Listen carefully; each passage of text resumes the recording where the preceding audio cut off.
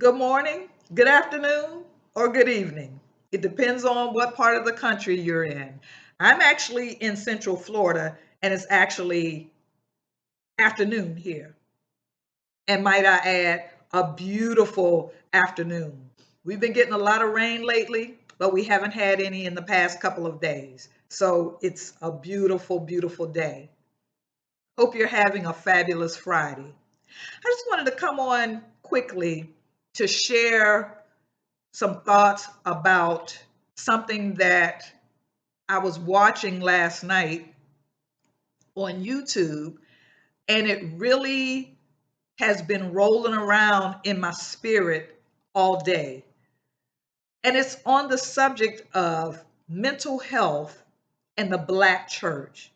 Now, we already know that there's a huge stigma surrounding mental illness as it is, period.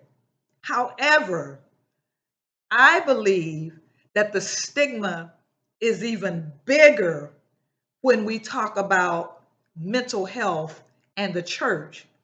And then when we talk about mental health and the African American church, that's a whole nother talk show. So I was very, very surprised to see a young man that was actually at a church event sharing his experience living as a paranoid schizophrenic. When I tell you, as I sat and I listened to his experience, I was overwhelmed, I was intrigued, I was all in because I'm very familiar with schizophrenia. No, I don't have schizophrenia, but I'm one of four siblings who was raised in a household where all of my siblings were affected by severe mental health issues, two of them affected by paranoid schizophrenia. So, as the young man was sharing his experience, I totally understood where he was coming from. I could so relate to the stories that he was telling. And I know that what he was saying was true because being raised in a household where all of my siblings were affected by mental health issues, I saw everything that he was talking about, all of the things that he went through that he was sharing. I could relate to them because I've been there and done that. But the main thing that I want to mention before I get off is I was so happy to see that the church is addressing mental health. Not only the church, but the Black church.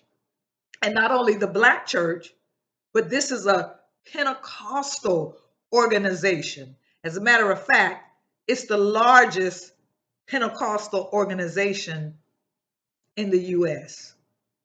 So I just wanted to encourage you today. If you are living with a mental illness and you know someone who's living with a mental illness and you are a Christian, it's okay to be transparent. It's okay to be vulnerable because we go to church on Sundays and midweek service and we come in with this face on, and when somebody asks us how we're doing, you know, the old saying, oh, I'm blessed and highly favored. Meanwhile, back at the ranch, many of us are suffering in silence. Many of us are dealing with mental health issues, and because we don't want anyone to think that we're not spiritual enough or we're not praying enough or we're not going to church enough, we won't really share that we're having issues. And I understand we don't want to be judged. But let me pose a question to you today. Do you want to be judged? Is it more important to you about being judged, or is it more important to you that you're treated and that you can live a better quality of life? So, again, if you're someone or you know someone that's faith based and that's affected by a mental health issue, I want to encourage you today to just step up. And when someone asks you how you're doing, just say, you know what? I'm not well. I'm not feeling well today. And allow the conversation to go from that point. My name is Cynthia Mobley Howell of How Well Are You?